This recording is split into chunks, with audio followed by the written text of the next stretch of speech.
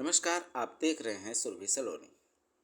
तेरापंथ धर्म संघ के एकादशम अधिष्ठाता आचार्य श्री महाश्रमण जी घोड़बंदर रोड के मीरा रोड स्थित नंदनवन में चातुर्मास संपन्न कर मुंबई के विभिन्न क्षेत्रों का विचरण कर रहे हैं। आचार्य श्री मुंबई के तमाम क्षेत्रों में सद्भावना, नैतिकता एवं नशा मुक्ति का संदेश देते हुए नवी मुंबई की तरफ बढ़ रहे हैं। इसी बीच मंगलवार 26 दिसंबर को कुर्ला ईस्ट से बिहार करते हुए अपनी धवल सेना के साथ चेंबूर स्थित सुराना सेठिया अस्पताल पहुंचे, जहां सैकड़ों की संख्या में उपस्थित हॉस्पिटल के कर्मचारी, डॉक्टर्स एवं MD TC Surana, doctor Prince Surana एवं सुराना सेठिया परिवार के सदस्य, समाज के गणमान्य लोगों के साथ गुरुदेव का स्वागत अभिनंदन किया। इस मौके पर सीएडीसी सुराना ने हॉस्पिटल में उपलब्ध सेवाओं एवं व्यवस्थाओं से आचार्य श्री को अवगत कराया। डॉक्टर प्रिंस सुराना सहित कई अन्य लोगों ने भी गुरुदेव के समक्ष अपनी अभिव्यक्ति दी। मुनि श्री रजनीश कुमार ने अस्पताल से संबंधित अपने अनुभव साझा किए। इस मौके पर आचार्य श्री ने उपस्थित लोगों को प्रेरणा पाथे प्रदान करते हुए नैतिकता, ईमानदारी एवं कर्तव्यनिष्ठ रहकर कार्य करने का संदेश दिया। देखें सुरभि सलोनी की यह खास रिपोर्ट। युग प्रधान महातपस्वी आचार्य श्री महाश्रमण जी का आज महती कृपा करके सुराना सेठिया हॉस्पिटल के प्रांगण में पदार्पण हुआ है। मैं सुराना एवं सेठिया फैमिली सहित पूरे समाज की ओर से गुरुदेव के प्रति सशक्त वंदन एवं अभिनंदन करता हूँ। सभी आत्माओं को वंदन। पूज्यवर, आज मेरी छोटी सी रिक्वेस्ट पे आप यहाँ पधारे। आपके यहाँ पधारने से सुराना परिवार और सुराना सेठिया हॉस्पिटल और सुराना ग्रुप ऑफ हॉस्पिटल बहुत गौरवान्वित महसूस कर रहा है। और आप यहाँ पधारे, आप हमारे स्टाफ को थोड़ा आशीर्वाद देंगे तो फ्यूचर में भी आगे बहुत साधु संतों की और समाज की बहुत सेवा कर सके। गुरुदेव, मैं 1976 में बॉम्बे में आया। 81 में मैंने सीए पास किया और 81 में सीए से प्रैक्टिस चालू की और 85 से मैं बिल्डिंग कंस्ट्रक्शन लाइन में आ गया। 2006 में ये मैंने पहला हॉस्पिटल बनाया। उस टाइम बॉम्बे में सिर्फ 6 हॉस्पिटल में एंजियोग्राफी, एंजियोप्लास्टी होती थी। मेरा एक छोटा हॉस्पिटल, फर्स्ट हॉस्पिटल था जिसमें एंजियोग्राफी, एंजियोप्लास्टी और बाईपास सर्जरी मैंने स्टार्ट की। मेरा एम ये था कि मैं कम खर्चे में ओवरहेड एक्सपेंसेस कम करके सस्ते में सस्ते पब्लिक का इलाज कर सकूँ। तो मैंने रिस्क उठाया और मेरा हॉस्पिटल भगवान की दया से मेरे पास वर्ल्ड क्लास मशीनें थी, तो बहुत आगे चल गया। कि 2009 में मैंने दूसरा हॉस्पिटल बनाया बलाट में, और 2017 में न्यू बॉम्बे में कैंसर का 100 बेड का बड़ा हॉस्पिटल बनाया, जहाँ पे भी वर्ल्ड क्लास कैंसर की रेडिएशन और पेट ऐसी मशीनें हैं जिसमें 10 मिनट में बॉडी के कौन से पार्ट में कैंसर है मालूम पड़ जाता है। और सब वर्ल्ड की सब बेस्ट मशीनें हैं। बात ही साधु साधियों का यहाँ पे आपकी कृपा से पदार्पण होता है। 2010 से मैं काफ़ी बड़े बड़े संतों का इलाज हुआ है। कृष्णलाल जी स्वामी के 4 एंजियोप्लास्टी हुई थी, 4 स्टेंट लगे थे और बहुत सारे समनियों का, साथियों का नी रिप्लेसमेंट तो बहुत सारे साथियों का हुआ है। सुराना जी ने टिकट के ऐसे चीफ ट्रस्टी रहे हैं, पहले से चीफ ट्रस्टी रहे इंद्रजीत का सरकार के दूसरे चीफ ट्रस्टी आप सुराना जी टीके के चीफ ट्रस्टी भी रहे हैं और इनकी सेवा हर समय जा रहे हैं।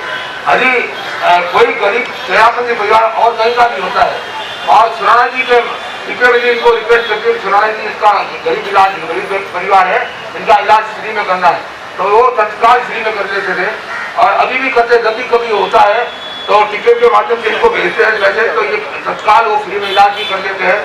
और सुराना जी की साधु साथियों के लिए और धर्म संघ के लिए विशेष सेवा रही है। अभी जैसे मैंने वहाँ ऑपरेशन कराया तो डॉक्टर प्रिंस जी मेरे को संभालने के लिए आए, डॉक्टर साहब कुमार जी आए थे और उनकी हर तरह के हॉस्पिटल में कहीं भी हो, बाकी हॉस्पिटल में बाहर कमरे से बाहर नहीं जाने देते। जैसे ऋषि मुनि का ENT का इलाज कराया कान का, तो कमरे से बाहर नहीं निकलने देते। और इनका हॉस्पिटल ऐसे है कि ऊपर नीचे कहीं इधर ICU में जाओ, कितने सन जाओ कितने जाओ, ऐसे हॉस्पिटल है। अपना घर परिवार जैसा ये हॉस्पिटल है सभी सुराना जी के। और पूरा स्टाफ जिनका है वो भी पूरा समर्पित है धन संघ साधु साथी के लिए। कहाँ जाओ, कैसे जाओ, किस तरह जाओ, कोई डॉक्टर को बुलाना है, वो बुलाना है, पूरा समय पर रहता है। तो एक से कि ये हॉस्पिटल है घर जैसा एक अनुभव होता है कि ये सुराना परिवार आए तो सुराना हॉस्पिटल आए तो पूरे इलाज भी व्यवस्थित होता है। और कुछ लोगों ने भ्रांति फैलाने सुराना में इलाज मिला नहीं, और मैं कहता हूँ और सारी जिन्होंने इलाज कराया तो बेस्ट इलाज सुराना हॉस्पिटल का है। शरीर उद्गलों से बना हुआ है और आत्मा चैतन्यमय होती है। शरीर में आत्मा का प्रवास निवास होता है,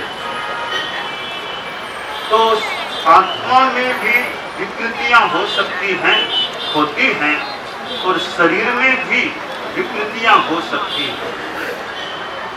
संस्कृत में जो उक्ति है शरीरम व्याधि मंदिर, कि शरीर यह व्याधियों का, बीमारियों का घर है। कई बार अचानक कब क्या बीमारी उभर कर सामने आ जाए और आदमी अपने आप को थोड़ा असहाय सा महसूस भी कभी करने लग जाए, तब कौन मुझे संभालेगा।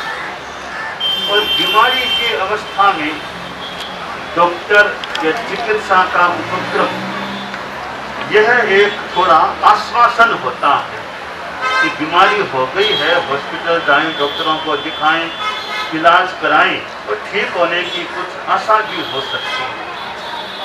तो मरीज के लिए, बीमार के लिए यह चिकित्सा का उपक्रम, फिर चिकित्सा से जुड़े हुए चिकित्सक और चिकित्सा के व्यवस्थापकगण, संचालकगण, और फिर मरीज की परिचर्या करने वाले अनेक लोगों के योग से कितने कितने लोग बीमारी हो जाने पर बीमारियों से पूर्णतया अथवा कुछ अंशों में राहत भी प्राप्त कर लेते हैं।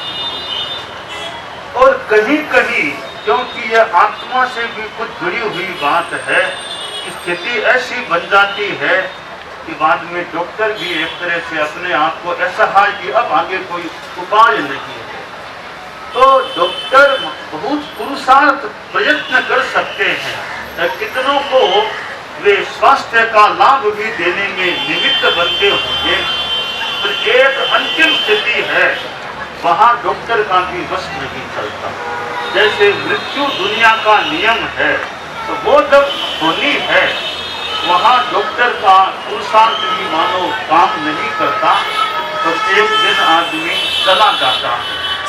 तो बीमार आदमी को यह चिकित्सा की व्यवस्था का सहयोग मिलता है, शारीरिक लाभ मिलता है, और मनुष्य चिकित्सा में मानसिक लाभ भी मिल सकता है।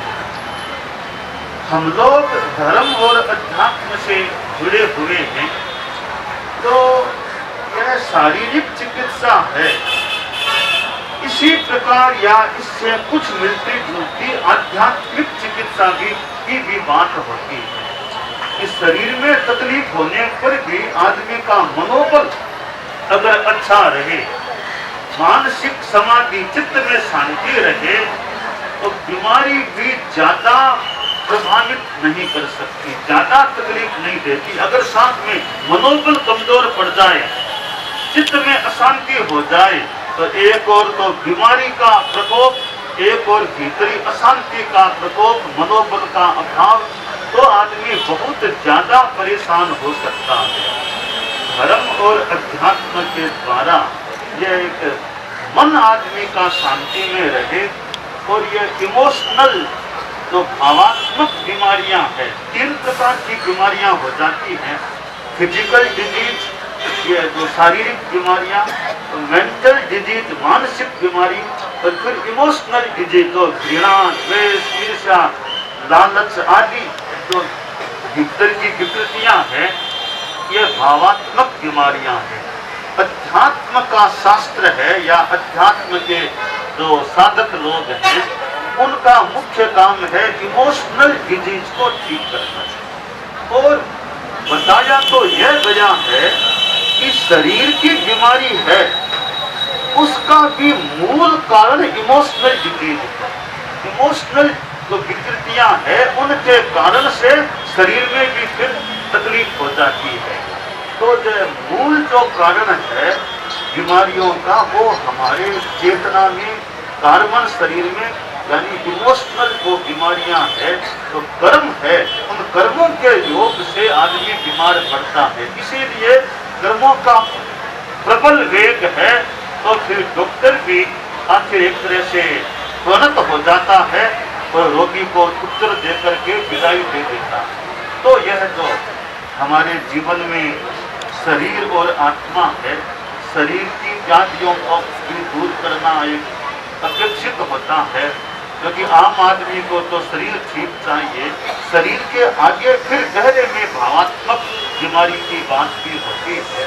तो कितने ऐसे व्यक्ति, ऐसे संस्थान हैं जो बीमारों की सेवा, इस सेवा की भावना, ठीक है चिकित्सा से पैसा भी मिल सकता है, चिकित्सा में सेवा की भावना है, तो यह जो सेवा की भावना और पैसे का भी थोड़ा परित्याग, कि पैसा भले कम आए न आए, सेवा की भावना है, तो सेवा में जहाँ शुद्धता होती है वो सेवा ज्यादा एक अपने आप में एक पाप से कुछ बची हुई, जहाँ सेवा के साथ लोभ जुड़ जाता है, तो जहाँ चिकित्सा के साथ लोभ ज्यादा हो जाए तो थोड़ी चिकित्सा में अशुद्धता आ सकती है। तो चिकित्सा में अशुद्धता न आए, इसलिए अनपेक्षित अवांछनीय लोभ का भाव न आए, तो वो चिकित्सा में कुछ अशुद्धता से बचाव रह सकता है। इधर प्रेक्षा, ध्यान, योग, ये चीजें कायोत्सर्ग हैं, ये भावात्मक बीमारियों के इलाज में भी योग भूत बन सकती है। शारीरिक दृष्टि से भी कायोत्सर्ग और ये ध्यान, योग आदि आदि चीजें हैं, ये मरीज को वो और ज्यादा एक स्ट्रेंथ और ज्यादा एक शांति भी देने में सहायक बन सकती है। ये तो चिकित्सा का सारा उपक्रम है, यहाँ आना हुआ है, और जितना जैसा संभव हो कि शारीरिक चिकित्सा के साथ थोड़ा ध्यान, योग आदि का भी कुछ चल सके, तो मरीज को वो मानसिक और भावात्मक भी शक्ति और शांति मिल सके। तो यहाँ तो मुझे रजनीश जी ने भी कई बातें बताई थी, तो हमारे साधु साथियों को भी आखिर शारीरिक तकलीफ हो जाती है, तो डॉक्टर का सहयोग, चिकित्सा व्यवस्थापकों का सहयोग भी लेना अपेक्षित हो सकता है। तो नमस्कार, मैं हूं दिनेश कुमार और आप देख रहे हैं सुरभि सलोनी। मैं सुराना सेठिया हॉस्पिटल चेंबूर में हूं, जहां तेरापंथ धर्म संघ के एकादशम आचार्य श्री महाश्रमण जी विचरण करते हुए, मुंबई विचरण करते हुए हॉस्पिटल पे पधारे। बहुत बड़ी बात है आचार्य श्री का यहाँ पधारना, और सुराना परिवार के लिए, सेठिया परिवार के लिए बहुत बड़ी बात है। इस बारे में हम बात करते हैं डीसी सुराना सर से कि आज का अनुभव बताएं और कैसा रहा गुरुदेव का पगलिया करना अपने हॉस्पिटल में। गुरुदेव के पीछे मैं लास्ट 6 महीने से था, उनको रिक्वेस्ट कर रहा था कि मेरे हॉस्पिटल में कैसा भी करके पगलिया करना है। तो बहुत ज़्यादा रिक्वेस्ट करने के बाद परसों गुरुदेव ने मेरी रिक्वेस्ट एक्सेप्ट की और बोला मैं मंगलवार को डेफिनेट 8 बजे आऊँगा। तो आज गुरुदेव सब अपने साधु संतों के साथ पगलिया किया। सुराना परिवार के लिए बहुत बड़ी बात है और बहुत अच्छा लगा। ऐतिहासिक बात है, इतने वर्ष हो गए मतलब हॉस्पिटल की स्थापना करके, साधु संतों का यहाँ इलाज वगैरह भी होता है और सामाजिक कार्यों में आप बढ़ चढ़ कर हिस्सा लेते हैं। इसे इतने वर्षों बाद पहली बार किसी आचार्य का यहाँ पधारना हुआ है, वो अनुभव आपका कैसा है? परिवार के लिए इसे क्या मानते हैं आप, किस तरह से? इसको एक्सप्रेस नहीं कर सकते। बहुत गजब का एक्सपीरियंस हुआ है और बहुत बड़ी चीज़ हो गई है। मुंबई चातुर्मास में सक्रिय रहे, पूरा हॉस्पिटल आपका स्टाफ सक्रिय रहा, वहाँ सेवाएं दी, वो सेवाएं कैसी रहीं और मुंबई का चातुर्मास कैसा रहा इस बार? बहुत, वहाँ जो सेवाएं दी वो अमूल्य है। 10,000 से ज़्यादा पेशेंट्स को हमने ट्रीट किया और 250 साधु साध्वी वहाँ पे थे, जिनको 24/7 डॉक्टर्स की ज़रूरत होती। 2 मिनट में वो कॉल करते तो डॉक्टर वहाँ उनके यहाँ पे उनके स्थान पर पहुँच जाता था। और जो सेवा दी, इससे पूरे हिंदुस्तान के लोगों ने बहुत सराहना की है। और बहुत ट्रीटमेंट भी बहुत अच्छा, डॉक्टर ने बहुत अच्छा ट्रीटमेंट दिया और लोग बहुत खुश हैं। सर थोड़ा सा हॉस्पिटल के बारे में बताइए, कब स्थापना किए हॉस्पिटल का, और यहाँ किस तरह की इलाज की व्यवस्था है और क्या क्या चल रहा है यहाँ सर? ये सुराना सेठिया फर्स्ट हॉस्पिटल है मेरा। ये 2007 में मैंने एस्टेब्लिश किया। उस टाइम मेरा नर्सिंग होम बनाने का, सिंपल नर्सिंग होम बनाने का प्रोग्राम था, पर डॉक्टर कौशल पांडे मिले तो उन्होंने बोला हार्ट का हॉस्पिटल बना दीजिए। ये उस टाइम बॉम्बे में सिर्फ 6 कैथ लैब थे जहाँ एंजियोग्राफी, एंजियोप्लास्टी, बाईपास सर्जरी होती थी, 6 बड़े बड़े हॉस्पिटल में। मेरा ही एक छोटा हॉस्पिटल था, फर्स्ट हॉस्पिटल। मैंने रिस्क उठा के एंजियोप्लास्टी की जो कैथ लैब है वो मशीन लगाई, और गुरुदेव की कृपा से मैं बहुत सक्सेस हो गया। और मैं कम पैसे में हार्ट का ट्रीटमेंट, सस्ते में हार्ट का ट्रीटमेंट स्टार्ट किया मैंने। और एक टाइम ऐसा आया बॉम्बे में, हमारे तीनों 2 ही हॉस्पिटल पहले थे मेरे, तो मेरा यहाँ का और मलाड का हाईएस्ट एंजियोग्राफी, एंजियोप्लास्टी और बाईपास सर्जरी, महीने में 200 सर्जरी की हमने, और रिकॉर्ड स्थापित कर दिया हमने।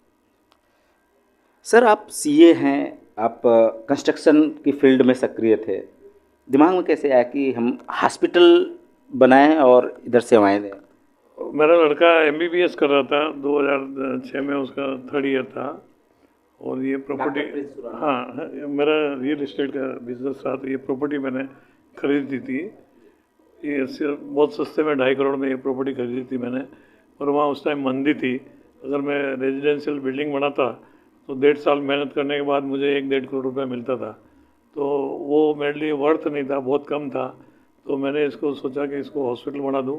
50 बेड का हॉस्पिटल बनेगा, 2,000 रुपया भी रेंट मिला पर डे, तो लाख रुपया पर डे इनकम हो जाएगी और अपना काम अच्छा हो जाएगा। वो करके मैंने इसको हॉस्पिटल मैं कन्वर्ट कर दिया। और मैं वैसे भी मेरे लड़के को मुझे सर्विस नहीं कराना था, उसको हॉस्पिटल ही बनाना था, तो हॉस्पिटल बना दिया और हाईटेक हॉस्पिटल बना दिया मैंने। और थोड़ा दिन प्रॉब्लम रही मेरे को स्टार्टिंग में, बिकॉज हम लोग भी नए थे, हमको कोई एक्सपीरियंस नहीं था, बट 1 साल के बाद हमारा हॉस्पिटल नई ऊंचाइयों पे चला गया।